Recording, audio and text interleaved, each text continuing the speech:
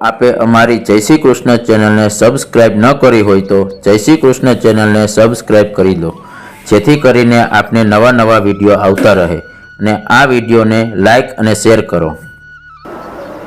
પાઠશાલાના નિત્ય ભાગ લેનારા વૈષ્ણવ ભાઈઓ બહેનો, ગીતાજીનો 3જો અધ્યાય કર્મયોગ, એના ઉપર આપણે 16 શ્લોકો સુધી વિવેચન કરેલ છે. ખાસ કરીને અને જે પેલો 14મો શ્લોક છે એનું ફરીથી વિવેચન કરેલ કે બધા પ્રાણીઓ અન્નથી ઉત્પન્ન થાય છે. અન્ન જે છે એ વૃષ્ટિ વરસાદથી ઉત્પન્ન થાય છે, વરસાદ યજ્ઞથી થાય છે અને યજ્ઞ કર્મોથી ઉત્પન્ન થાય છે.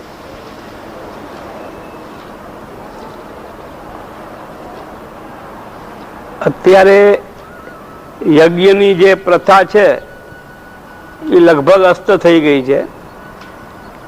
એટલે ક્યાંય કોઈ સાધુ પુરુષો કે યજ્ઞ કરે તો એ યજ્ઞમાં મંત્રો બોલાય અને ઘી હોમાતું હોય, આ બધા જોવે. લાખો રૂપિયાનું આંધણ થાય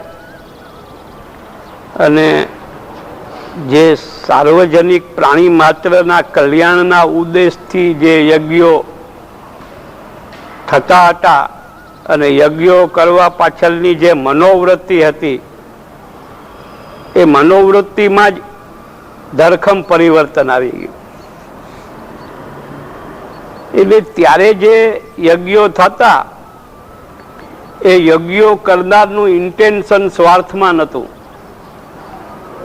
કોઈ યજ્ઞો સકામ ભાવથી પણ થતા હતા, પણ એવા યજ્ઞોની પ્રતિષ્ઠા નથી. સકામ યજ્ઞોનો પ્રકાર બહુ પછી ચાલુ થયો. ધીરે ધીરે ખાસ કરીને અને કલિયુગનું ચરણ આવવા માંડ્યું તેમ લોકોની બુદ્ધિમાં એક વાત બેસવા માંડી કે પોતાને કંઈ લાભ ના થાય એવું કર્મ શા માટે કરવું. એ તો સમયનો અપવ્યય જ કહેવાય કે જેમાં પોતાનો કંઈક પણ લાભ ના થાય. નિસ્વાર્થ ભાવે કર્મ કરતા રહેવું એ વાત જે ઉપનિષદનો સિદ્ધાંત છે એ સિદ્ધાંત ભૂલાઈ ગયો હતો. અને એને કારણે જ અર્જુનના મનમાં જ્યારે વિરક્તિ યુદ્ધથી આવવા માંડી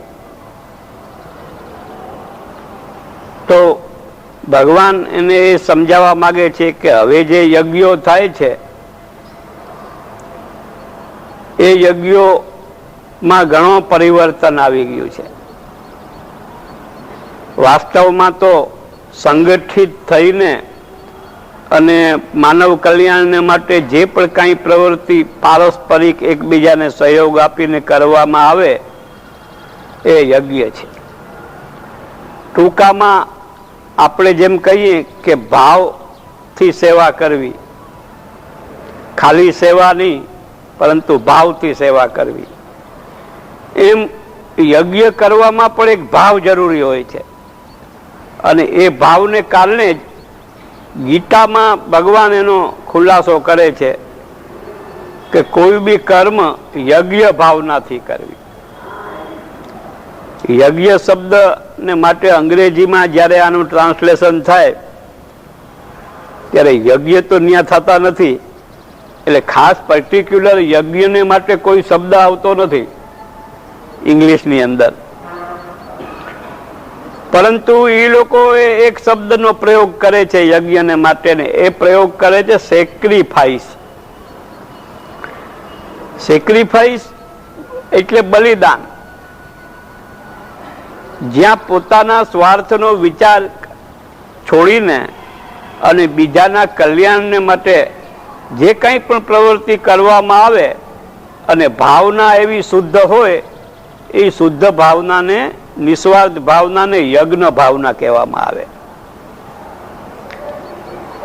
બીજું, યજ્ઞ શબ્દ ભગવાન માટે પણ વપરાય છે. તો એવી રીતે જુદે જુદે ઠેકાણે આમાં યજ્ઞ શબ્દ ભગવાનને વાપરો છે. બધે ઠેકાણે એક જ મતલબ એનો થતો નથી.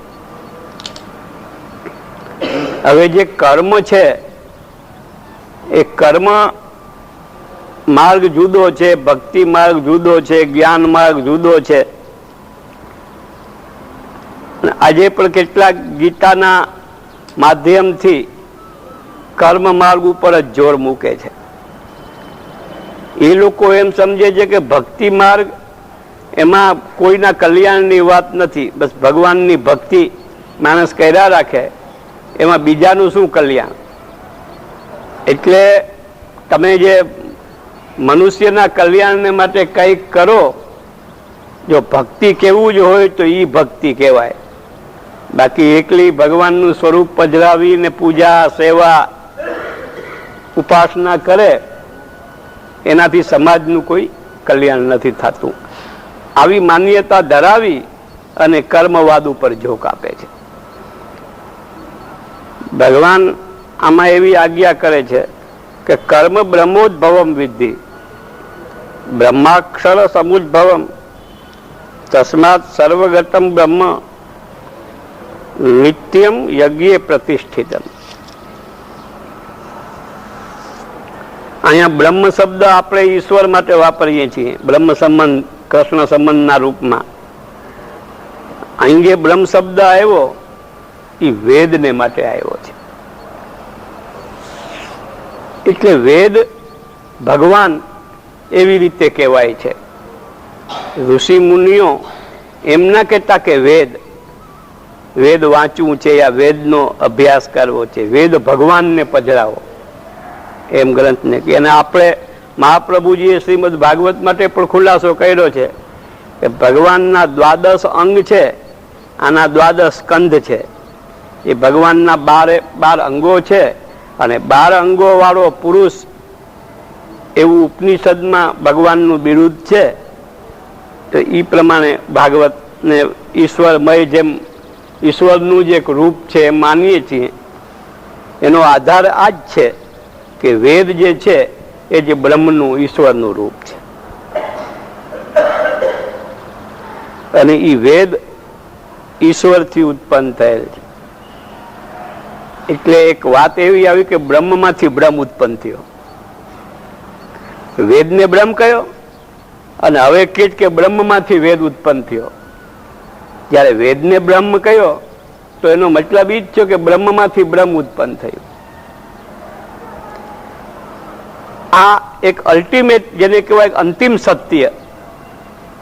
વ્યવહારિક સત્યની અંદર આપણને બધું જુદું જુદું દેખાય, બધું જુદું જુદું લાગે, પરંતુ પારમાર્થિક દ્રષ્ટિએ જ્યારે વિચાર કરવામાં આવે ત્યારે પરમાત્મા સિવાય બીજું કાંઈ નથી. એકોહમ બહુશ્યામ, પરમાત્માએ જે અનેક રૂપો ધારણ કર્યા. જળ રૂપમાં પણ પરમાત્મા પરિવર્તિત થયા, જીવ રૂપમાં પરિવર્તિત થયા, પરંતુ એમાં જળ રૂપમાં ને એમાં કંઈક ને કંઈક ક્ષતિ રાખી દીધી. જે પૂર્ણતા પરમાત્મામાં છે એ પૂર્ણતામાં ખામી કંઈક ને કંઈક રાખી. ઇવન પેલી ખામી અક્ષર બ્રહ્મમાં, પરબ્રહ્મમાંથી જ અક્ષર બ્રહ્મ ઉત્પન્ન થયો અને અક્ષર બ્રહ્મમાંથી આ બધી સૃષ્ટિ ઉત્પન્ન થઈ. તો અક્ષર બ્રહ્મમાં પણ ખામી શું રાખી?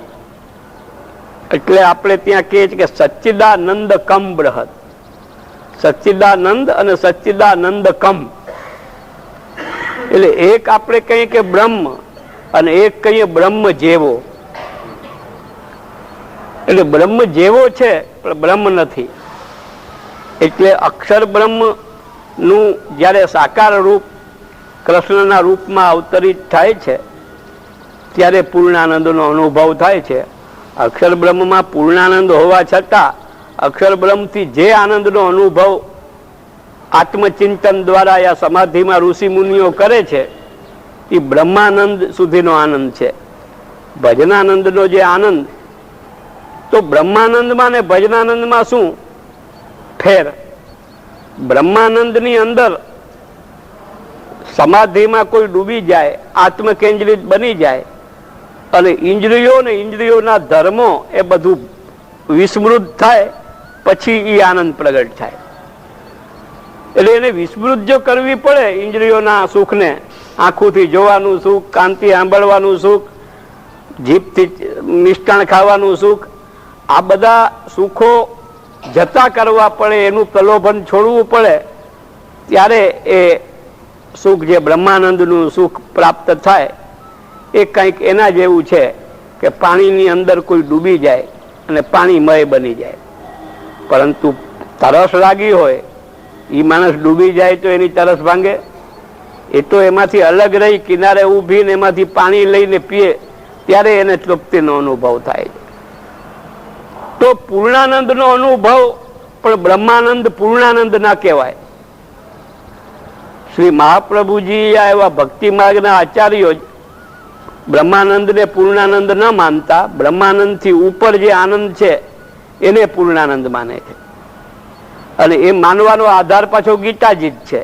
ગીતાજીના 15મા અધ્યાયમાં ભગવાને એ ખુલાસો કર્યું કે ક્ષરથી અતીત અને અક્ષરથી ઉત્તમ લોકવેદની અંદર પુરુષોત્તમ તરીકે મારી પ્રસિદ્ધિ છે. આ શ્લોકમાં જે અક્ષર બ્રહ્મનો જે બ્રહ્માનંદ છે એના કરતા પુરુષોત્તમનો આનંદ વધારે છે. અને એ વાત જે ઉપનિષદમાં કહેલી હતી છતાં કોઈના ધ્યાનમાં ના આવી અને લોકો ત્યાં જ અટકી ગયા કે બ્રહ્માનંદ આવ્યો એટલે ધ્યેય થઈ ગયું. પરંતુ મહાપ્રભુજીએ નિબંધ ગ્રંથમાં ખુલાસો કર્યો છે કે બ્રહ્માનંદ વગેરે જે છે એમાં ઇન્દ્રિયોની વ્યર્થતા છે, ઇન્દ્રિયો નકામી થઈ જાય, આંખ કાન વગેરે. અને ભજનાનંદની અંદર 11 ઇન્દ્રિયો સક્રિય બની જાય. એટલે ઓલો આનંદ સાવ અહંતા મમતા સાવ છૂટી જાય ત્યારે બ્રહ્માનંદ નો અનુભવ થાય. અને અહીંયા અહંતા મમતા છૂટી નથી જતી, પણ અહંતા મમતાનું ઉર્ધ્વીકરણ થાય છે. એટલે સ્થાન બદલાઈ જાય છે અહંતા મમતાનું. જે અહંતા મમતા આપણને આપણા સંસાર સંબંધીઓ પ્રત્યે હતી એવી અહંતા મમતા પ્રભુ પ્રત્યે થઈ જાય. પ્રભુ પ્રત્યે થઈ જાય એટલે આપણી અહંતા અને સંસાર પ્રત્યેની મમતાનો નાશ નથી થતો. ભગવાનમાં પ્રેમ રાખનાર વ્યક્તિ ભગવદ ભક્ત હોય એનો મતલબ એ નથી કે હવે એને દીકરા ઉપર ઝેર વરસવા માંડે યા પત્ની હારે છૂટાછેડા લેવા પડે એને, યા તો જ ભગવાનની ભક્તિ થઈ શકે, એવું નથી. બ્રહ્માનંદનો દ્રષ્ટિકોણ સંસારથી સંબંધ વિચ્છેદનો છે, ત્યારે ભજનાનંદનો દ્રષ્ટિકોણ સંસારને જ ભગવદમય બનાવવાનો છે. એ માટે જ નિબંધ શાસ્ત્રાર્થ પ્રકરણની અંદર મહાપ્રભુજીએ સ્પષ્ટીકરણ કર્યું કે એક પરમ વિદ્વાન સાધુ પરમહંસ જેવો તપસ્વી હોય અને એ બ્રહ્મજ્ઞાની થઈ ગયો હોય વેદ વગેરે વાંચીને, એ કે એ બ્રહ્મજ્ઞાની કરતા ભલે ઓછો વિદ્વાન હોય, ગ્રહસ્થી માણસ હોય, પતિ પુત્રની સાથે રહેતો હોય, પત્નીની સાથે, પરંતુ એના ઘરમાં ભગવત સેવા કરતો હોય તો એ બ્રહ્મજ્ઞાની કરતા ભગવદી ગ્રહસ્થીનું ઘર ઉત્તમ છે. આ વાત નિબંધના લગભગ 52મા શ્લોકમાં કહી છે શાસ્ત્રાર્થ પ્રકરણમાં. અને એ વાત કઈ છે મહાપ્રભુજીએ, એ આખો આધાર ગીતાજી છે. કારણ કે એ ગ્રંથમાં જે આ વાત કરી છે મહાપ્રભુજીએ, એ ગ્રંથને મહાપ્રભુજી શાસ્ત્રાર્થ પ્રકરણ કહે છે. શાસ્ત્રાર્થ પ્રકરણ એટલે શું? તો કે ગીતાર્થ પ્રકરણ. શાસ્ત્ર જ્યારે મહાપ્રભુજી કહે ત્યારે મહાપ્રભુજીની દ્રષ્ટિમાં વેદ અને જે બ્રહ્મસૂત્રો છે એના કરતા પણ વધારે મહાપ્રભુજીનું ધ્યાન ગીતાજી અને ભાગવત ઉપર છે. કારણ કે વેદમાં અને આ જે સૂત્રો છે એની અંદર તો તત્વજ્ઞાન ભરેલું છે. મહાપ્રભુજી કહે છે કે શાસ્ત્રો એક જ પ્રકારના નથી હોતા. શાસ્ત્રોના 4 પ્રકારો હોય છે અને એ 4 પ્રકારો મનુષ્ય જીવનના 4 એંગલ છે. એ એંગલમાં કંઈક પણ ખરાબી હોય એને ક્યોર કરે છે, મતલબ કે એને સાજા કરે છે મનુષ્યને. તો એ જે 4 પ્રકાર છે શાસ્ત્રોના, પ્રમાણ શાસ્ત્ર, પ્રમેય શાસ્ત્ર, સાધન શાસ્ત્ર અને ફલ શાસ્ત્ર. આપણે ત્યાં પણ આપણા સાહિત્ય જોઈએ તો અણુભાષ્ય, નિબંધ, શાસ્ત્રાર્થ, સર્વનિર્ણય પ્રકરણ વગેરેની અંદર તો બધી વાત 4 છે, પ્રમાણ, પ્રમેય, સાધન, ફલ, પરંતુ મુખ્યતા પ્રમાણની છે. પ્રમાણ એટલે રસ્તો ચીંધવું, એનું નામ પ્રમાણ. આપણે ક્યાંક જવું હોય અને આપણને ખબર ના હોય કે રસ્તો ક્યાં છે, કોઈને પૂછીએ કે ભાઈ મારે ફલાણા ઠેકાણે જવું છે, રસ્તો બતાડો. એ જે રસ્તો આપણને એડ્રેસ આપે એનું નામ પ્રમાણ. અને જે વસ્તુ આપણને જ્યાં જઈને મેળવવી છે એ વસ્તુ પ્રમેય. જેના માટે આપણે રસ્તો પૂછીએ છીએ, જે ઠેકાણાનું, એ ઠેકાણાનું નામ પ્રમેય.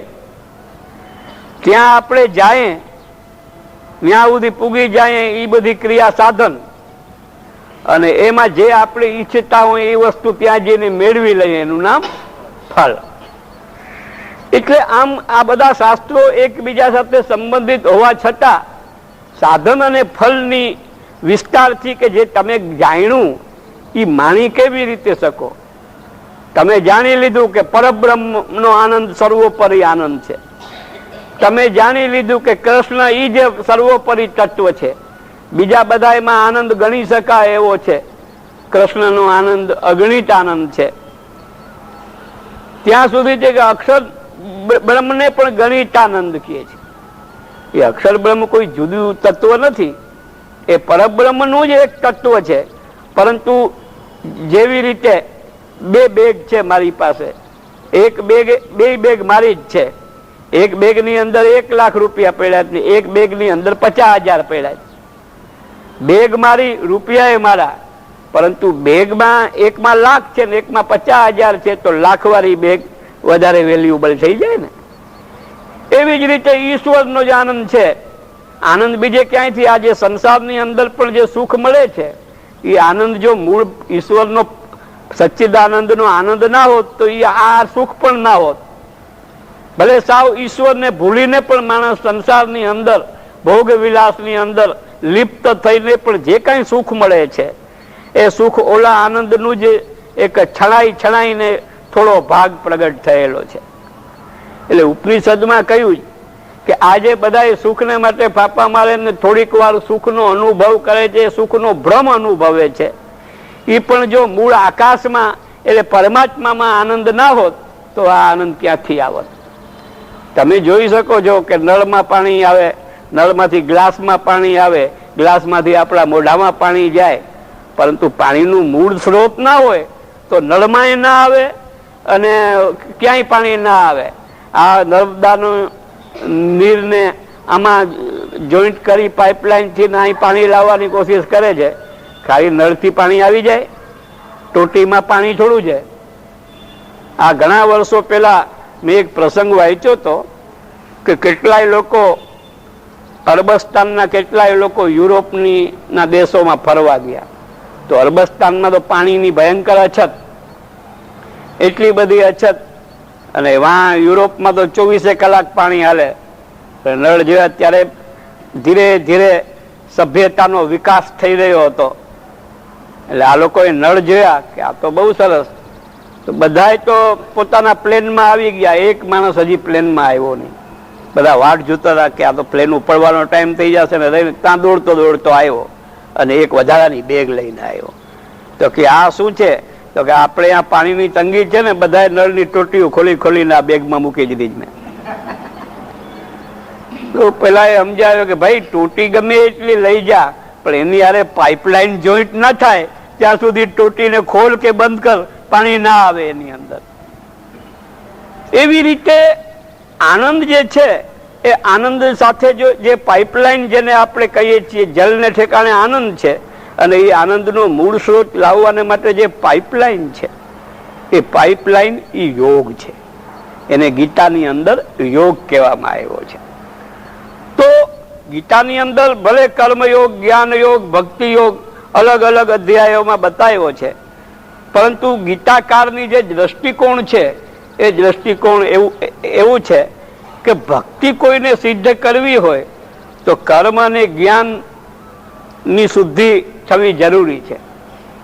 ખોટા જ્ઞાનથી પણ ભક્તિ થવા માંડે. ભક્તિ કરવી હોય તો થઈ શકે, જ્ઞાન ખોટું હોય તો ભક્તિ થઈ શકે. હવે જ્ઞાન શાસ્ત્રોથી, ગીતા ભાગવતથી આપણને મળે જ કે પરબ્રહ્મ કૃષ્ણ છે. કૃષ્ણ પોતે જ કહે છે કે મત્ત પરતરમ નાન્યત કિંચિદ અસ્તિ ધનંજય ગીતામાં. અને ભાગવતમાં સ્પષ્ટ કહ્યું છે કે એતે ચાંસ કલા પુંસ કૃષ્ણસ્તુ ભગવાન સ્વયં. એટલે એ આપણને જ્ઞાન થઈ ગયું તો આપણે કૃષ્ણની ભક્તિ કરીએ. પરંતુ બીજા બધા શાસ્ત્રોમાંથી કોઈએ બીજા દેવોની ભક્તિ પણ બતાવી છે. તો ઈ જ્ઞાન એ થઈ ગયું કે પરમ તત્વ વિષ્ણુ છે કે પરમ તત્વ શિવ છે કે પરમ તત્વ ગણેશ છે. તો એવા જ્ઞાનથી જે ભક્તિ ચાલુ થઈ જાય તો એ ભક્તિ વાસ્તવિક ભક્તિ નથી, એમ મહાપ્રભુજી કહે છે કે ભક્તિ ખરા અર્થમાં ફલીને ફૂલતી હોય તો એ કૃષ્ણ સાથે જ્યારે આપણી ભક્તિનો સંબંધ થાય છે ત્યારે જ ભક્તિની પૂર્ણતા પ્રગટ થાય છે. ત્યાં સુધી આંશિક ભક્તિ છે. ભક્તિનો પ્રકાર ખરો, પરંતુ આ દાખલા તરીકે આપણે ઠાકોરજીની સેવામાં જે કાંઈ પ્રકાર કરીએ છીએ એવું બધું ટીવીમાં કરવા માંડીએ તો ના થાય. થઈ શકે ટીવી ઉપર તુલસીજીનું પાંદડું મૂકી દઈએ, ધૂપ દીપ લઈને ઉતારીએ ટીવીને, બધી ક્રિયા તો થઈ જાય, પણ એ બધી ક્રિયા વ્યર્થ થઈ ને. એ ક્રિયા સાર્થક ક્યારે થાય કે જ્યારે ઠાકોરજીની સાથે એ બધી ક્રિયાઓનો સંબંધ થાય ત્યારે. એટલે તો આપણા મહાપ્રભુજીનું એક નામ કર્મ માર્ગ પ્રવર્તક એવું નામ પણ છે. આચાર્ય તો ભક્તિના છે અને કર્મ માર્ગ પ્રવર્તક કેમ કહ્યું કે ભક્તિ કેવળ આંખ વીંચીને સમાધિમાં બેઠું રહેવું એ ભક્તિ નથી. ભક્તિમાં પણ ક્રિયાની અપેક્ષા છે. અને આપણી તો પુષ્ટિ માર્ગીય ભક્તિમાં તો ક્રિયાની અપેક્ષા પૂરેપૂરી છે. ઘણા લોકો એમ સમજે છે કે એક માનસી સેવા એવી જાતની થતી હશે કે એમાં કઈ કરવું ધરવું ના પડે. એક ગોકુલનાથજીના સેવકની, ગોકુલનાથજીના વચનામૃતમાં પણ આવે છે કે એક લોભીઓ એવી જાતની માનસી સેવા કરતો. તો માનસીમાં ખીર બનાવતો હતો, દૂધ કે કાંઈ આમ લાવવાનું નહીં, માનસીમાં બનાવતો હતો. અને પછી ખાંડ નાખવા ગયો માનસીમાં તો એને એમ લાગ્યું કે ખાંડ વધારે પડી ગઈ, પાછી કાઢવા માંડ્યો. હા, ખોટે નાટક કરતો હતો. નાખવાનું નાટક કર્યું ખાંડ, અને ખાંડ પાછી કાઢવાનું નાટક. કારણ કે મૂળમાં દૂધ નહીં, અગ્નિ નહીં, તપેલું નહીં, ચોખા નહીં, દૂધ નહીં, ખાંડ નહીં, બસ બધું આમ કલ્પના કરવાનું. એ જાતની માનસી સેવાનો કહેવાનો મતલબ મહાપ્રભુજીનો છે નહીં.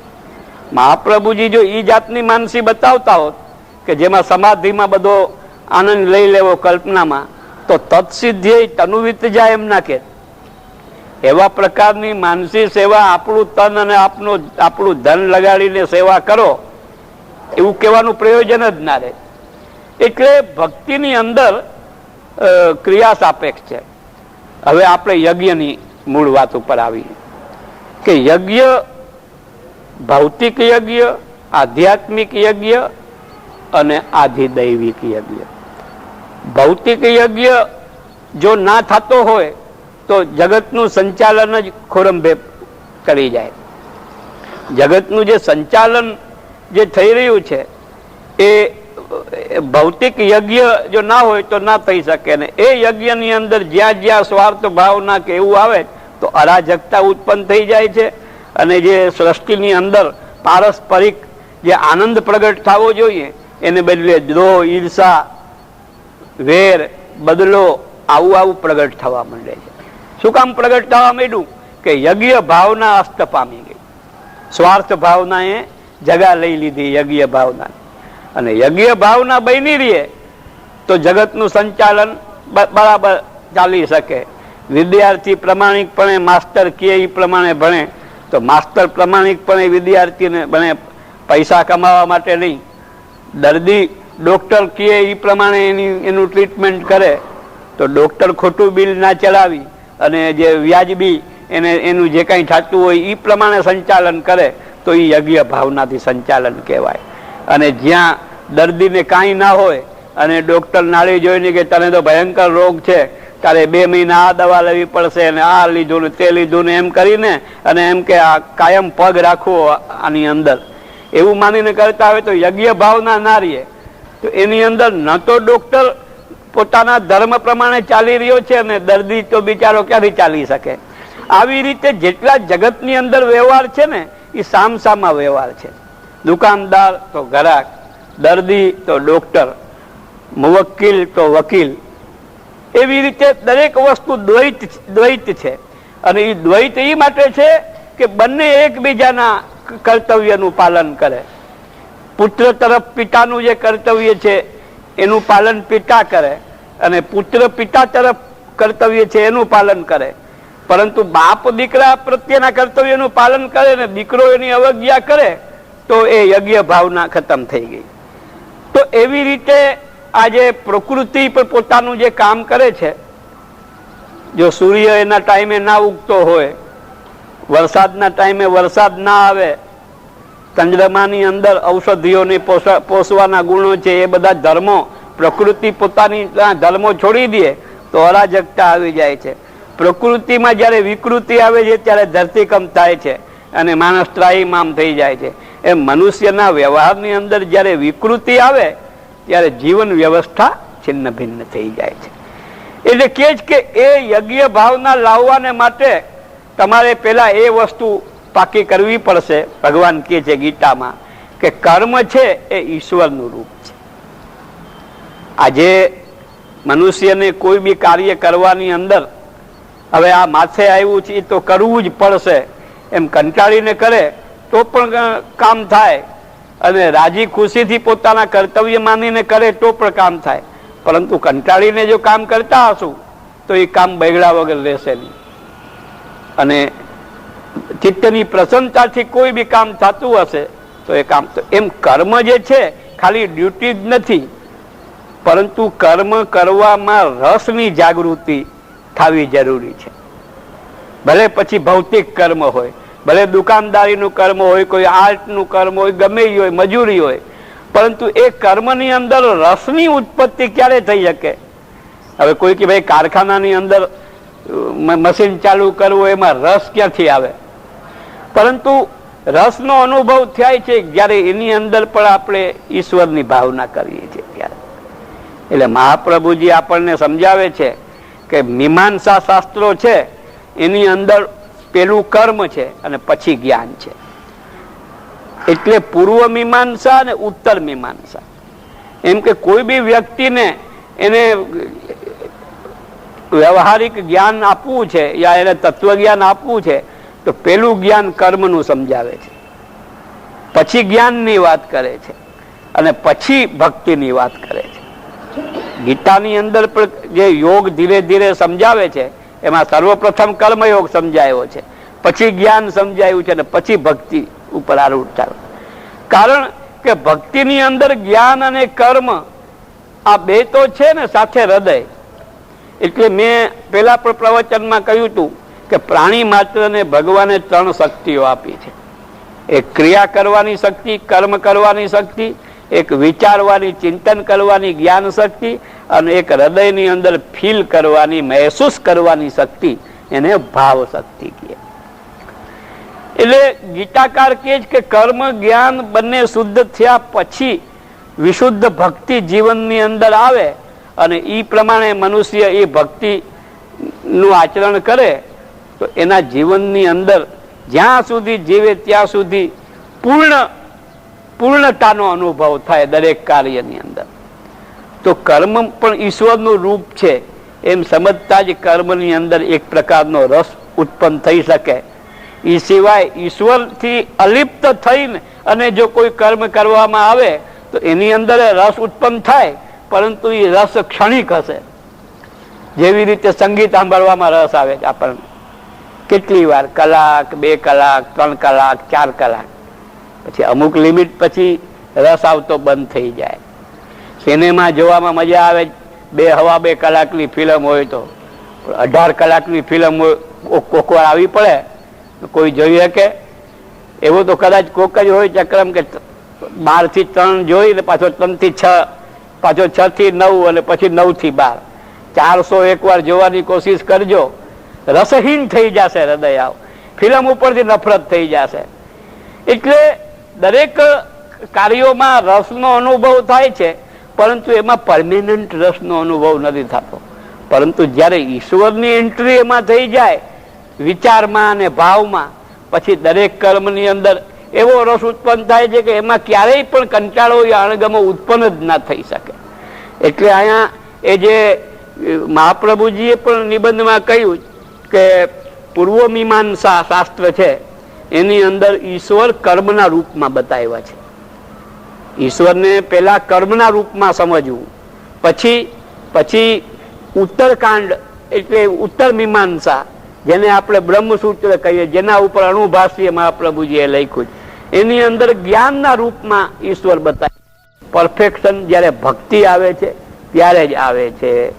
એટલે ઈશ્વરનો આનંદ કર્મ યોગ સિદ્ધ કરનારને થોડો સમજાશે, જ્ઞાન યોગ સિદ્ધ કરનારને જાજો સમજાશે, પરંતુ ભક્તિ યોગ જ્યારે સિદ્ધ થશે ત્યારે પરમાત્માનો પૂર્ણ આનંદ પછી સમજવાનો વિષય નથી રહેતો, પછી માણવાનો વિષય, અનુભવનો વિષય બની જાય છે. હવે પ્રશ્ન થાય કે ભાઈ ડ્યુટી બજાવવામાં આપણે જોઈએ છીએ કે ડ્યુટીનો પણ એક પીરિયડ હોય છે.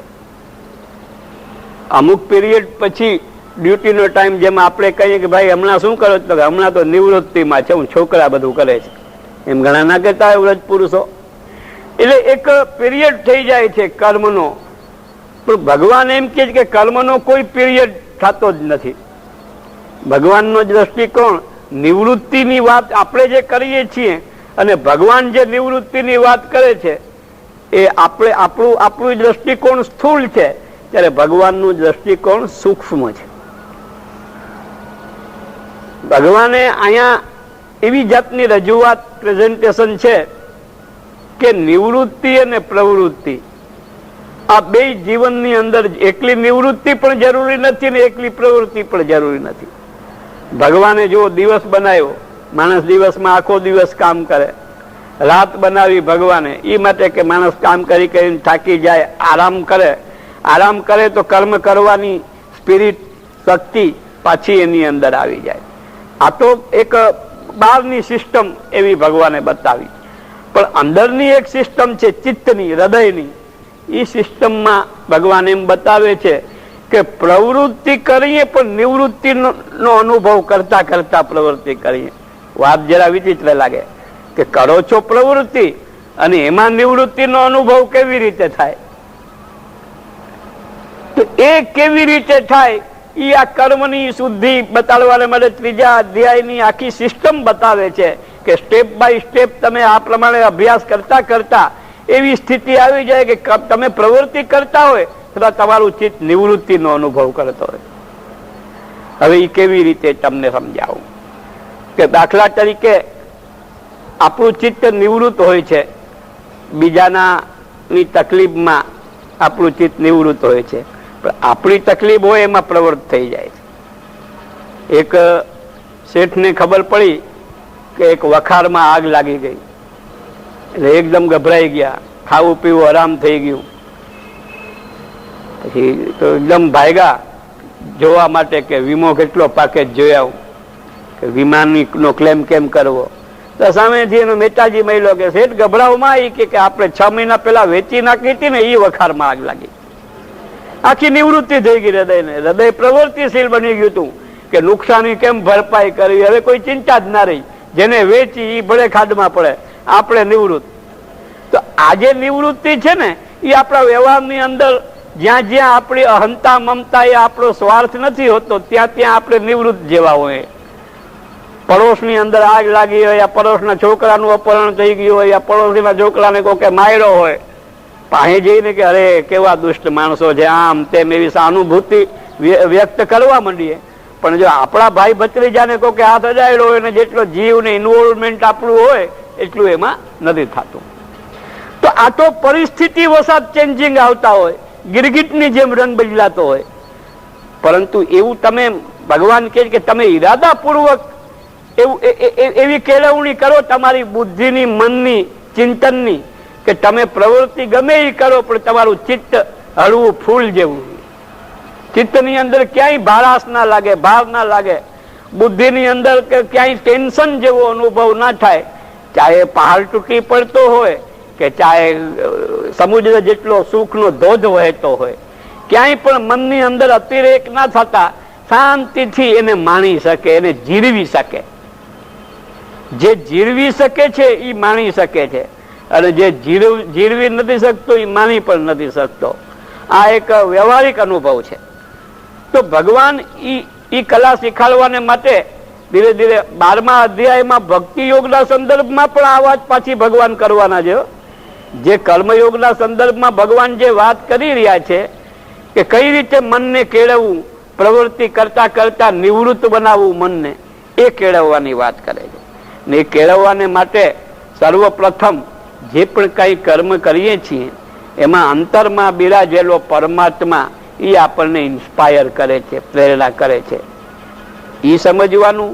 પછી જે કર્મ કર્તવ્યના રૂપમાં કરીએ છીએ એ કર્મ પણ ઈશ્વરનું જ સ્વરૂપ છે. પછી કર્મની અંદર ઉપયોગ આવતા જેટલા પદાર્થો છે એ પણ ઈશ્વરનું રૂપ છે.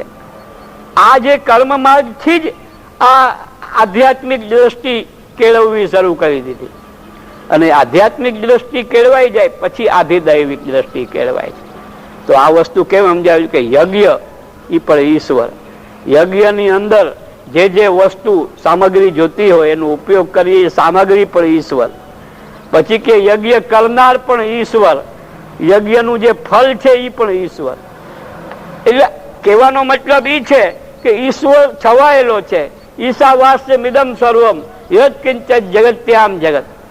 પરંતુ એ ઈશ્વર દેખાતો નથી. જેવી રીતે ફિલ્મની અંદર એક્ટર દેખાય, પરંતુ આખી ફિલ્મ બનાવનારો ડાયરેક્ટર હોય. ડાયરેક્ટર દેખાય ફિલ્મની અંદર? હીરો દેખાય, હિરોઈન દેખાય, વિલન દેખાય, કોમેડિયન દેખાય. પણ એ બધામાં જે કઈ લાયકાત આવી, જે કઈ એનાથી આપણું મનોરંજન થયું કોઈ બી કેરેક્ટરથી, એ બધું મનોરંજનની શક્તિ ઊભી કરાવનાર તો ડાયરેક્ટર છે પાછો. એને ડાયરેક્શન આપ્યું છે, એ પ્રમાણે હીરોએ ફાઇટિંગ કર્યું છે, એ પ્રમાણે હિરોઈને ડાયલોગ બોલ્યા છે, એ પ્રમાણે વિલને દુષ્ટતા બતાવી છે, અને એ પ્રમાણે કોમેડિયનોએ આપણને હસાવવાનો પ્રયત્ન કર્યો છે. એનું સંચાલન કેમ ડાયરેક્ટ કરે છે? ડાયરેક્ટર દેખાતો નથી છતાં ડાયરેક્ટર છે એમ માનવું પડશે ને. એવી રીતે દરેક કાર્યની અંદર, ચાહે એ ભૌતિક કર્મ હોય કે ચાહે આત્મ સંબંધી, આત્માને ઉજાગર કરનારું આત્મ સંબંધી આધ્યાત્મિક કર્મ હોય કે ચાહે પરમાત્માની અનુભૂતિ કરાવનારું આધિદૈવિક કર્મ હોય, એ કર્મ જ જયારે નિસ્વાર્થ ભાવનાથી કરવામાં આવે ત્યારે યજ્ઞ બની જાય. હવે પ્રવૃત્તિમાં નિવૃત્તિની શરૂઆત ક્યાંથી કરવી એ ભગવાન આ 3જા અધ્યાયમાં આપણને ધીરે ધીરે સમજાવે છે.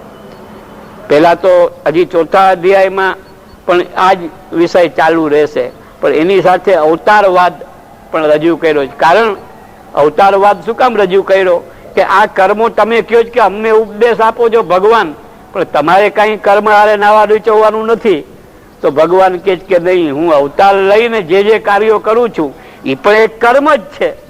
એને તમે લીલા કયો, પરંતુ કર્મ તો છે જ. એટલે એવી રીતે ઈશ્વર પણ અવતાર લે તો એને પણ કર્મ કરવા પડે. મહાપુરુષ પણ અવતાર લે, ઈશ્વરની કોઈ બી શક્તિ અવતાર લે તો એને કર્મ કરવા પડે. તો પછી કર્મ કરવા એ જરૂરી છે, પરંતુ એ કર્મ ભારરૂપ અને વાસનામય કર્મ ન કરતા નિસ્વાર્થ ભાવથી અને યજ્ઞ ભાવનાથી કર્મ કરવાનું કે. તો જ્યારે આપણે આપણું કર્તવ્ય માનીને કર્મ કરશું ને, પછી જેમ કે એક માસ્ટરનું કર્તવ્ય છે કે સ્કૂલે જઈને ને હુડ હાર્ટેડલી વિદ્યાર્થીઓને ભણાવે. હવે વિદ્યાર્થી કોઈ ભણી ના શક્યો ને ઠોઠ જ રહ્યો, તો એને તો પોતાનું કર્તવ્ય બજાવ્યું છે, એને સંતોષ છે, અને એ કોશિશ એની ચોટીથી કરે કે કોઈ ઠોઠ ના રહેવો જોઈએ. પણ છતાં એ કોઈ ઠોઠ રહી જાય તો શું કરે? તો એને બોજો નથી લાગતો. પરંતુ બોજો ક્યારે લાગે છે કે જ્યારે એના મનમાં એવી સકામ ભાવના જાગે કે આ બીજા વિદ્યાર્થી ઠોઠરીએ તો કાંઈ નહીં, પરંતુ આ ફલાણો પર્ટિક્યુલર વિદ્યાર્થી છે, એનો બાપ સારા પૈસા આપે એમ છે, મને ટ્યુશન આ છોકરો પાસ થાય તો એનો બાપ પૈસાદાર છે, આપશે કાંઈ, એવી ભાવના આવી અને પછી જો ઓલો ઠોઠ રહે તો બોજો વધી ગયો. કે આખી સંભાવના મનમાં કલ્પના કરી હતી ફલની આકાંક્ષા, પરંતુ થાય છે વિપરીત. તો ફલની આકાંક્ષા છોડી અને ફલ મળે તો શિર માથા ઉપર, ના મળે તો પણ શિર માથા ઉપર, પરંતુ મારી ડ્યુટી હું બજાવું. પેલા એ જાતનો જીવનની અંદર કોઈ બી કાર્યની અંદર અભ્યાસ શરૂ કર્યો હોય પછી એમ થાય કે ભાઈ કોઈ પણ જાતનું કર્મ આવી જાતના વિચાર પેદા કેમ કરવો, તો કે એ કર્મમાં રસ ઉત્પન્ન થાય તો આ વસ્તુ સહેલાઈથી થઈ શકે, અને કર્મમાં કંટાળો આવતો હોય તો આ વસ્તુ ના થઈ શકે. તો કર્મમાં રસ ક્યારે ઉત્પન્ન થાય કે કર્મનું જે આધ્યાત્મિક ઊંડાણ ભરેલું રહસ્ય છે એ જણાય, ત્યારે એ કર્મમાં થોડો થોડો રસ ઉત્પન્ન થાય. ને જ્યારે એમ ખબર પડે કે આ કર્મ તો પરમાત્માને પ્રસન્ન કરવા માટે છે, તો પછી કર્મમાં પૂર્ણ રસ ઉત્પન્ન થઈ જાય છે. એટલે આપણે ત્યાં જે ઉત્સવોના પ્રકારો બતાવ્યા, જે સેવા છે એ સેવા એક તો નિત્ય સેવા, અને એક ઉત્સવો, પર્વો, દિવાળી, બેસતું વરસ, અન્નકૂટ, ભાઈ બીજ, ગોપાષ્ટમી, એમ ઉત્સવો, ગુસાઈજીનો ઉત્સવ, મહાપ્રભુજીનો ઉત્સવ, જન્માષ્ટમી, રામનવમી, એમ જયંતીઓ, આવી રીતે પર્વો ને ઉત્સવો આવતા જે છે ને એ યજ્ઞનું જ આધિદૈવિક રૂપ છે. આખું ઋગ્વેદ વગેરેની અંદર જે યજ્ઞનું સ્વરૂપ બતાવ્યું છે, એનું જે તત્વ, એ બધું તત્વ આની અંદર નિહિત છે. પરંતુ એ તત્વ જ્ઞાન અધિકાર ભેદથી બતાવવામાં આવ્યું હતું, એટલે એમાં જ્યાં જ્યાં ઉપાસનાની વાત આવી ત્યાં ત્યાં એ રહસ્ય પણ બતાવ્યું છે. જ્યાં જ્યાં કેવલ કર્મ અને જ્ઞાનની વાત આવી ત્યાં એ રહસ્ય ખુલ્લું નથી કર્યું. એટલે ગીતા અને ભાગવતની ઉત્પત્તિ એ માટે થઈ કે વેદની અંદર જે ભક્તિ બતાવી છે એ ભક્તિ કઈ રીતે સમજવી અને કઈ રીતે જીવનમાં ઉતારવી. જે યજ્ઞ વેદોમાં બતાવ્યો છે એ યજ્ઞ આધિદૈવિક યજ્ઞ કોને કહેવાય, તો એ વસ્તુ ગીતા અને ભાગવતથી આપણને સમજાય છે. તેથી અનાસક્ત ભાવે નિરંતર કર્તવ્ય કર્મનું સારી રીતે આચરણ કર, કેમ કે અનાસક્ત પુરુષ કર્મ કરતો રહીને પરમાત્માને પામે છે.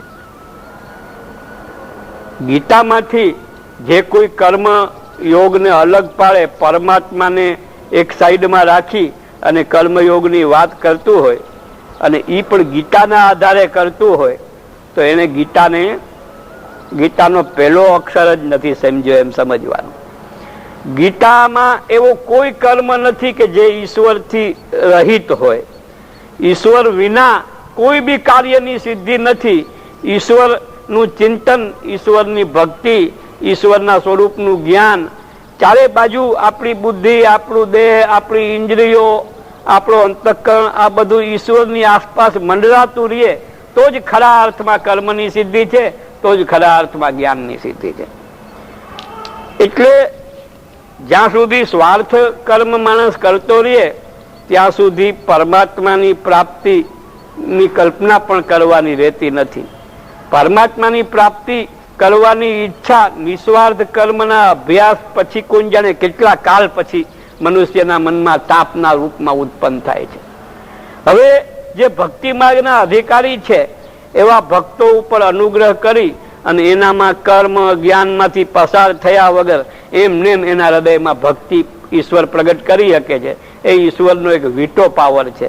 બાકી કોઈ વ્યક્તિને સ્ટેપ બાય સ્ટેપ ડેવલપ થવું હોય તો કર્મ જ્ઞાનને બરાબર સમજીને પછી ભક્તિ મેળવે તો જ ભક્તિ ચોખ્ખી થાય, નહીં તો ભક્તિની અંદર પણ ઘણા પ્રકારની અશુદ્ધિ આવી જાય.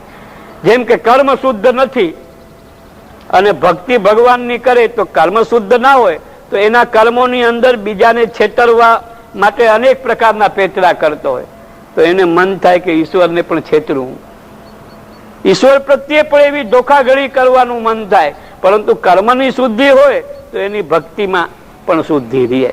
એટલે ભગવાને ભક્તિ તરફ લઈ જવાને માટે જ એને પૂર્ણ ભક્ત બનાવવાને માટે જ કર્મની શુદ્ધિનો એટલો બધો વિચાર કરવામાં આવે છે. કર્મ નહીં હોય સંસિદ્ધિ માસ્થિતા જનકાદય લોક સંગ્રહ મેવાપી સંપસ્યન કરતું મરહસી. કે ઘણા એવા હોય કે એને કઈ કર્મ કરવાની જરૂર ના હોય, બ્રહ્મ જ્ઞાનની પ્રાપ્તિ થઈ ગઈ હોય. આપણામાં ઘણા લોકો એમ સમજે છે કે હવે તો ભગવદી થઈ ગયા, દોડાદોડી કરવાની એને કઈ જરૂર રહેતી નથી. તો એવી રીતે સિદ્ધ થઈ જાય એટલે નિવૃત્ત થઈ ગયો. હવે ક્યાંય પણ એને કોઈ કામ કરવાની કે કોઈ જવાબદારી એ કઈ લે નહીં, એ અર્થ નથી થતો. ભગવાને અહીં જનક રાજાનો દાખલો આપ્યો છે. જનકને વિદેહી કહેવાતા. જનક સુખદેવનો યા જનક નારદનો બે નામથી જુદે જુદે ઠેકાણે પ્રસંગ આવે છે. એવો પ્રસંગ આવે છે કે જનક પાસે ગયા સુખદેવજી, તો એને કહ્યું કે બધાએ તમને કહે કે તમે વિદેહી છો, એટલે મુક્ત છો, શુદ્ધ બુદ્ધ મુક્ત તમારો આત્મા છે, અને તમે તો અહીં રાજપાટ ભોગવો છો. તમે ભોજન મને કરાયું ત્યારે એવું જોતો હતો કે તમારી પણ થાળીની અંદર 32 જાતના પકવાનો દેખાતા હતા, અને પટ્ટા ઉપર બેહીને સોનાના થાળી વાટકામાં તમે જમો છો, તમે મખમલના ગાજલામાં સૂવો છો, અને તમે મુક્ત ક્યાંથી થઈ ગયા? તમે વિદેહી કેવી રીતે થયા? તો એને દાખલો આપવા માટે કહ્યું કે એનો જવાબ હું તમને કાલે આપીશ. બીજે દિવસે રાજ્યની અંદર પ્રોસેસન એક નીકળતું હતું. એ પ્રોસેસનની અંદર એમણે કહ્યું કે બધાની માથે એક એક માટલું આપી દીધું પાણી ભરેલું. સુખદેવજી કે નારદજી જેનો પ્રસંગ હોય એના માથે પણ આપી દીધું, અને પાસે એક તલવાર, હાથમાં નાગી તલવાર રાખી અને એક સૈનિકને એની સાથે સાથે હાલે, દરેક માટલા વાળાની સાથે સાથે. તો કે આ બધું શું છે? તો કે આ એવું રીતે છે કે આ પ્રોસેસન નીકળે અને આ માટલામાંથી કોઈના પણ જરાક જેટલું જો પાણી પડી ગયું ને તો એનું ગળું કાપી નાખશે આ સૈનિક. હવે પેલા તો બધા ગયા, સુખદેવજી પણ થઈને આવ્યા, આવીને પૂછ્યું કે કેમ નગર જોયું તમે? પ્રોસેસનમાં આખા નગરમાં ફર્યું હતું, કેવું લાગ્યું નગર? તો કે મારું તો નગરમાં ધ્યાન નતું, મારું ધ્યાન તો માટકામાં હતું કે ક્યાંક પાણી રેલાઈ જાય ને ગળું કાપી ના નાખે. તો એ કે તમારું જેમ આખા ગામમાં ફર્યા, તમે આખા નગરમાં ફર્યા, છતાં તમારું ધ્યાન પાણીમાં જ રહ્યું, એવી રીતે હું આ બધું કરું છું પણ મારું ધ્યાન પરમાત્માની અંદર છે, એટલે વિદેહી થઈ. એવી રીતે એક સ્ત્રી, એનો પતિ 25 વર્ષે બારગામથી આવતો હતો, અને સ્ત્રી તો ખબર પડી કે ભાઈ તારો પતિ આવી ગયો. તો ક્યાં છે? તો કે ત્યાં પેલા વાહનમાંથી ઉતરે છે. એટલે એકદમ ગાંડીની જેમ દોડી એમને જોવા માટે. 25 વર્ષ કોને કહે? દોડી તો રસ્તામાં એક મુલ્લાજી નમાજ પડતા હતા, એને ઠોકર લાગી ગઈ. ઠોકર લાગી ગઈ ને તો થઈને આવીને મુલ્લાજી ખીજાણા એના ઉપર કે તે મારી નમાજ બગાડી નાખી ને આમ ને તેમ ને. તો કે નમાજમાં તમે શું કરો? તો કે અલ્લાહને યાદ, અલ્લાહનું ધ્યાન કરીએ છીએ. તો કે મારો લૌકિક પતિ આવ્યો હતો અને એને મળવા જવાને માટે એના સ્મરણની અંદર મને કાંઈ ભાન નથી કે કોને મારો પગ લાગ્યો, કોને ઠેલો લાગ્યો. હું બધું વિસ્મૃત કરીને મારા પતિને જોવા ગઈ હતી. તો તમે અલ્લાહને યાદ કરો છો છતાં તમને 24 કલાક ભાન દીધ કે કોણ નીકળ્યું ને કોણ આવ્યું ને કોણ ગયું ને. એટલે આ જે છે યજ્ઞ આપણો ઉત્સવ, શું કામ ઉત્સવનો પ્રકાર શા માટે રાખ્યો? કે કર્મની અંદર રસિક, કર્મ જેમ નિત્ય અને નૈમિત્તિક હોય એવી જ રીતે આ જે સેવારૂપી કર્મ, કર્માપ્યકમ તસ્ય દેવસ્ય સેવા, એની અંદર પણ એ જ છે કે નિત્ય સેવા અને નૈમિત્તિક સેવા. નૈમિત્તિક કર્મની સેવા કઈ? ઉત્સવ આવે ત્યારની સેવા. તો આ બધા કાર્યની અંદર ગમે એટલા આપણે સંસારની અંદર ગમે એટલા કાર્યો કરીએ, પરંતુ મૂળ જે ચોટ હૃદયની ઈશ્વર પ્રત્યે છે, ભગવાન પ્રત્યે, એ ચોટ આપણી જો જળવાઈ રહે તો જગતની અંદર ગમે એટલા વ્યવહાર કરીએ એ પ્રવૃત્તિ છે, અને એ પ્રવૃત્તિની અંદર ઈશ્વરની સતત સ્મૃતિ એ નિવૃત્તિનો અનુભવ છે. પ્રવૃત્તિમાં નિવૃત્તિનો અનુભવ એટલે આમ થાય તો પણ દુઃખી ના થવાનું, ઓમ થાય તો એ દુઃખી ના થાય. આમે ચાલશે અને ઓમે ચાલશે. એટલે આ જનક રાજાનો દાખલો આપી અને પછી કહે છે કે ભાઈ મહાપુરુષો પણ કર્મ કરે છે, જરૂર નથી છતાંય, કાંઈ જરૂર નથી એને છતાંય કર્મ કરે છે. તો શું કામ? આ 21મો શ્લોક કહીને આપણે પૂરું કરીએ. યદ્યદા ચરતી શ્રેષ્ઠ તત્તદ એવ ઇતરો જના સયજ પ્રમાણમ કુરુતે લોકસ તદનુવર્તતે. બહુ સુંદર વાત કરી કે આજે કોઈ મોટો કહેવાતો હોય કે જેને બધાને લીડ કરતો હોય, લીડર જેવો કોઈ વ્યક્તિ હોય, એના આચારની ને એના વિચારનો પ્રભાવ સમાજ ઉપર બહુ પડે છે. એના આચારમાં કંઈક પણ ખામી હોય યા ક્ષતિ હોય તો સમાજની અંદર ઉત્કર્ષ નથી આવી શકતો, જો લીડરમાં ખામી હોય તો. એટલે ગોકુલનાથજી એક બહુ સરસ દાખલો આપ્યો. એ કે મહાપુરુષ કોને કહેવાય? તો કે સફેદ કપડા જેવો કહેવાય.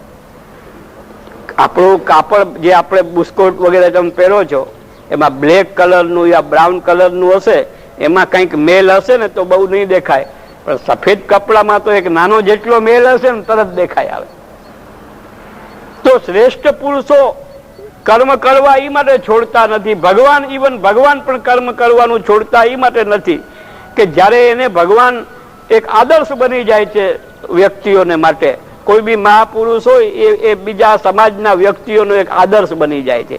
એ લોકો એને ફોલો કરતા હોય છે, એટલે એને ફોલોવર્સ કહેવાય. તો એ શ્રેષ્ઠ પુરુષો જે કાંઈ આચરણ કરે, બીજા લોકો એને જોઈ જોઈને એ પ્રમાણે કર્મ કરવા માંડે. પણ શ્રેષ્ઠ પુરુષ પોતે જો કરવાનું છોડી દે તો બીજા એને એમ થાય કે આ મોટા મહાન પુરુષ નથી કરતા તો આપણે શું કામ હેરાન થવાની જરૂર. એટલે આપણે ત્યાં એક ગોપાલદાસજીએ બહુ સુંદર વાત કહી કે આપ સેવા કરી શીખવે શ્રી હરિ, ભક્તિ પક્ષ વૈભવ સુદૃઢ કીધો. એટલે એનો મતલબ આપને સેવા કરવાની જરૂર નથી, પણ આપણને શીખવવા માટે કરે છે એવું પાછું નહીં સમજી લેવાનું. પણ આપ સેવા કરે છે એની અંદર આનંદ આવે છે. હવે ઠાકોરજીની નિત્ય લીલાની અંદર 24 કલાક એક કાલા વચ્છિન્ન સુખ છે. એ સુખ છોડીને પણ ભૂતલ ઉપર પધાર્યા. એટલે ભૂતલની અંદર જે સુખ ઠાકોરજી સંબંધી આનંદ જે મળે છે એ એક કાલા વચ્છિન્ન નથી મળી શકતું, પરંતુ એને મળી શકે છે કે જેનું હૃદય ધ્યાનસ્થ થઈ ગયું હોય. એટલે મહાપ્રભુજી ભૂતલ ઉપર પધાર્યા અને બીજા મનુષ્યો જેમ અમુક સમયની લિમિટમાં જ અમુક કર્મ કરે એવી રીતે જ મહાપ્રભુજીએ લિમિટમાં રહીને કર્મ કર્યા. સવારે મંગલાથી રાજભોગ સુધીનો જ ક્રમ હોય સેવાનો, પછી બપોરે ના હોય. ઉત્થાપનથી શયન સુધીનો જ ક્રમ હોય, પછી શું ઠાકોરજીથી બહિર્મુખ? નહીં. ઠાકોરજીનું સાનિધ્ય અને આપણું સાનિધ્ય ઠાકોરજી પાસે એ તો 24 કલાકને મહાપ્રભુજીને અને ગુસાઈજી વગેરે આચાર્યોને ભગવદીઓને હતું કે પ્રતિક્ષણ નિકુંજસ્થ. એક ક્ષણ પણ એવો નહોતો કે જે નિકુંજ લીલાના અનુસંધાન વિનાના હોય. પણ છતાંય આપણી જેમ પિરિયડના સમયમાં જે સેવા કરી એનો મતલબ આપ સેવા કરી શીખવે શ્રી હરિ. એને આપણને શીખાડવા માટે નથી કરી, પણ એમને આનંદ સેવાની અંદર આવતો હતો. એમને આનંદ આવતો હતો એટલે સેવા નથી કરી, પણ ઠાકોરજીને મજા આવતી હતી સેવા કરતા હતા એટલે એમણે સેવા કરી હતી. આપણને પણ મહાપ્રભુજી ગુસાઈજી શીખવે છે. હું આપણને એમ કે શીખવે કે આવી રીતે 3 વાર ઘંટા વગાડાય ને શંખ 3 વાર વગાડાય ને પછી મંદિરમાં આમ પગે લાગીને એને તાળું ખોલાય ને પછી જવાય ને પછી 3 વાર તાળી કરીને ઠાકોર કઈ શીખાડતા નથી. શીખાડવાનો મતલબ શીખવાની વસ્તુ મહાપ્રભુજી આપ સેવા કરી શીખવે, યા ભગવદીઓ સેવા કરીને જે શીખવે છે એ શું શીખવે છે? સુઘડતા શીખવે છે. સુઘડતા એ આપણી પુષ્ટિ માર્ગની વિશેષતા છે. બીજા માર્ગની અંદર ચોખ્ખાઈ અને પવિત્રતા ત્યાં સુધી પહોંચ્યા છે. આપણે જેને અપરસ કહીએ છીએ એમાં ચોખ્ખાઈ પણ છે અને પવિત્રતા પણ છે, પરંતુ ત્રીજું તત્વ એક એ છે સુઘડતાનું. એ સુઘડતાનું જે તત્વ છે ને એ શીખવે છે મહાપ્રભુજી. જેને આપણે કહીએ કે ચતુરાઈ. ફુવર નાયિકા નથી ભક્ત. ફુવર બાયડી હોય એને ખબર નથી કે જણીને કેમ રૂજાવો, પરંતુ ચતુર નાયિકા હોય એ એક એક વસ્તુ, નાની નાની વસ્તુને જાણે છે કે ચતુર નાયક શેનાથી રીજે છે. એ ચતુર નાયિકામાં ચતુર નાયકને પૂર્ણ નાયકને રીઝાવવાની જે ક્ષમતા છે, જે લાયકાત છે, જે યોગ્યતા છે, એ યોગ્યતા મહાપ્રભુજી ભક્તોને શીખાડે છે. અને એ વસ્તુ તમે ઓલા પદની અંદર જોઈ શકો છો. પ્રગટ વે માર્ગ રીત દેખાય. ખાલી સામગ્રી કરીને ભોગ ધરી દેવા. હવે તો માસિક પત્રમાં કઈ રીતે સામગ્રી બનાવવી એ પણ લખાયેલું આવે છે બધું, કે અડધો કિલો લોટ લ્યો ને કિલો ખાંડ નાખો ને પછી આમ કરો ને કણક બનાવો ને એ બધું છે. એ કઈ મહાપ્રભુજી એવી રીતે થોડા શીખવે છે. મહાપ્રભુજી શું કહે છે કે વિવિધ ભાગ ભાંતિ સામગ્રી હરિકો કરી મનોહાર લેવાય. સામગ્રી બનાવતા તો આવડી જાય, 3 દિવસ કોઈ સારા રસોઈયા પાસે રહ્યા હોય તો આવડી જાય, પરંતુ મનોહાર કરાવીને લેવડાવવું એ કોઈ શીખાવાની વસ્તુ નથી સાધારણ માણસની. એ તો અંદરથી સ્નેહ પ્રગટ થાય તો મનોહાર કરીએ. મનોહારનો મતલબ શું થાય ખબર છે? જેને આપણે સ્થૂળ ભાષામાં ખુશામદ કરવી એમ કહીએ ને, એ ખુશામદ જ છે. પ્રભુની પ્રાર્થના કરવી એ પણ એક જાતની ખુશામદ છે, પણ આપણી જે ખુશામદ છે ને એ આપણો ઉલ્લુ સિદ્ધ કરવા માટે ખુશામદ છે. અને ત્યાં જે ખુશામદ કરીએ છીએ એને રાજી કરવા માટે કરીએ. એટલે ઇન્ટેન્શનમાં જમીન આસમાનનો અંતર. તો એ જે સુઘડતા છે ને એ ઠાકોરજી શીખાવે છે. સુઘડતા શું? ઘણા ઠેકાણે ભોગ ગયેલા હોય પણ સુઘડતા ના હોય.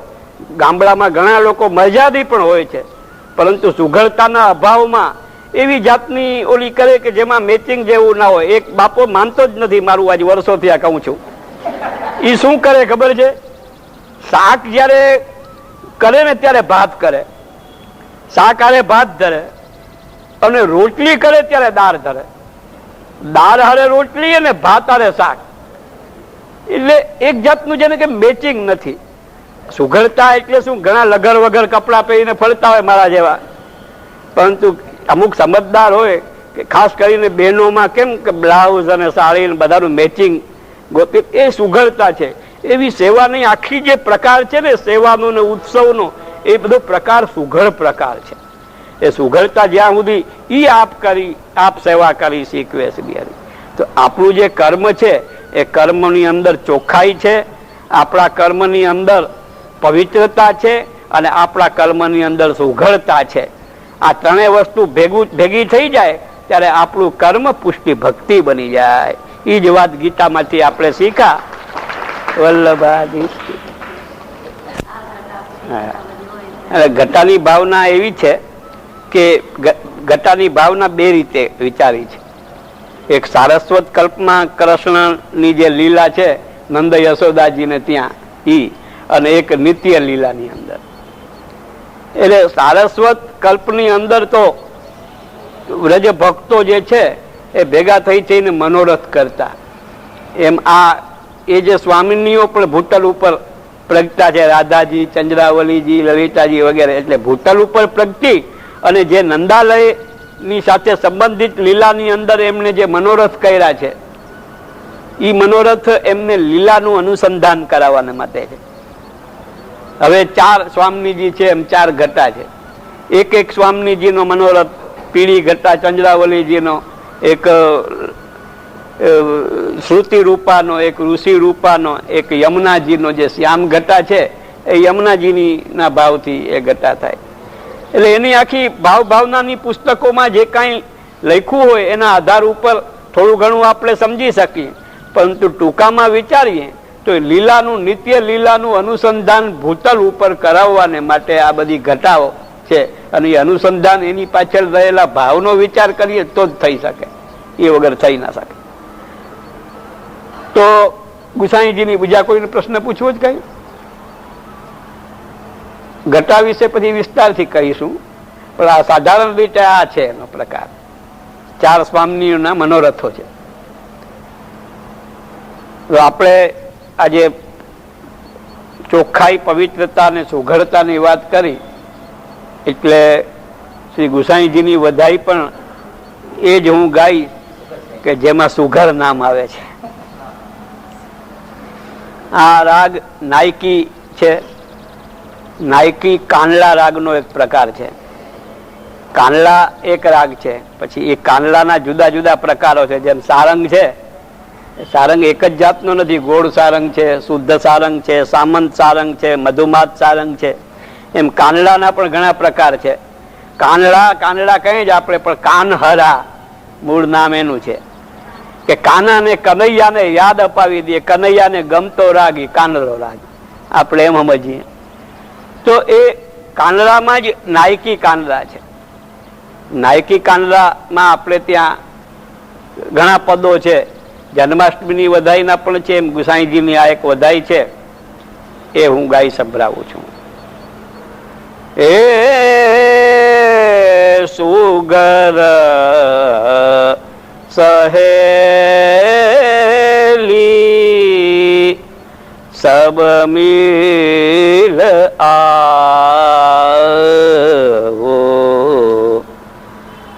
ગાવો મંગલ ગીત